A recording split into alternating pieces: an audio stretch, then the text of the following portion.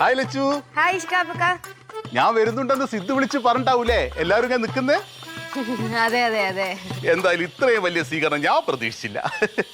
പുറത്ത് കേറാൻ സമയമില്ല, തിരിച്ചു പോണോ? എങ്ങോട്ട്? ഗൾഫിലേക്കോ? ശരിക്കും സിദ്ധു തന്നെയായിരിക്കുമോ എന്നെ? ചേച്ചിക്ക് ഉറപ്പില്ലേ?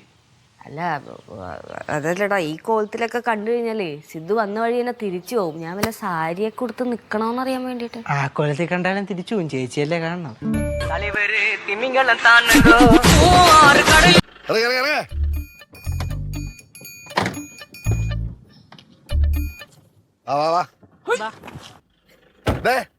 ഇതാണ് കൊച്ചി ഇന്റർനാഷണൽ എയർപോർട്ട്.